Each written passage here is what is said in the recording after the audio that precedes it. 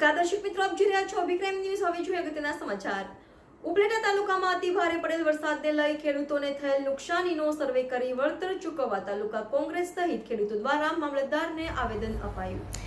રાજકોટ જિલ્લાના ઉપલેટા તાલુકામાં સતત પડેલા અતિભારે વરસાદ અને ઉપલેટા તાલુકાના તમામ ડેમોમાંથી છોડેલા પાણીના પૂરથી સમગ્ર તાલુકાના અનેક ખેતરો અને જમીનોનું ધોવાણ થયું છે।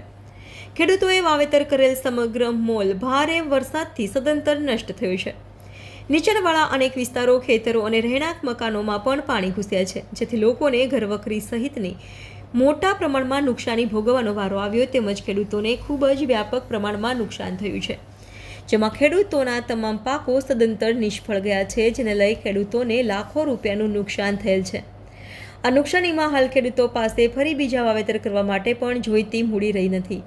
આવી તમામ ખેડૂતોની માંગણીને ધ્યાને લઈ ઉપલેટા શહેર તેમજ તાલુકા કોંગ્રેસ સહિત તાલુકાના ખેડૂતો દ્વારા મામલતદારને આવેદન આપી વહેલામાં વહેલી તકે ઉપલેટા તાલુકામાં કાયદેસર સર્વે કરી ખેડૂતોને વહેલું વળતર ચૂકવવામાં આવે, જેથી કરીને આવનારા પાકનું વાવેતર કરી શકે। આ મુદ્દે પૂર્વ ધારાસભ્ય લલિતભાઈ વસોયાએ સરકાર સમક્ષ રજૂઆત કરી ઉપલેટા તાલુકાના ખેડૂતો સહિત પશુપાલકો અને અન્ય પૂરથી થયેલ અન્ય લોકોને ગયેલ નુકસાનીનું સર્વે કરી સમગ્ર વિસ્તારને લીલો દુષ્કાળગ્રસ્ત જાહેર કરી વળતર ચૂકવવા રજૂઆત કરી હતી।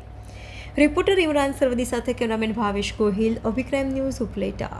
આજે ઉપલેટા ખાતે કોંગ્રેસ પાર્ટી દ્વારા તાજેતરમાં સમગ્ર સૌરાષ્ટ્ર અને ગુજરાતની અંદર જે અતિવૃષ્ટિ થઈ છે, એ અતિવૃષ્ટિની અંદર ધોરાજી અને ઉપલેટા વિસ્તારના 38 થી વધારે ગામોની અંદર 75 થી 90 ઇંચ જેટલો અતિ ભારે વરસાદ પણ નોંધાયો છે।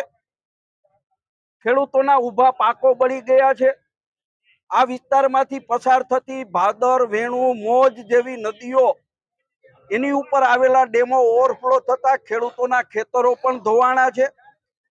તાત્કાલિક ધોરણે રેન્ડમલી સર્વે કરીને ધોરાજી અને ઉપલેટા વિસ્તારને લીલો દુષ્કાળગ્રસ્ત જાહેર કરી ખેડૂતોને સહાય ચૂકવવા માટેની માગણી સાથે આવેદન પત્ર આપવા માટે અમે સૌ આવ્યા છીએ।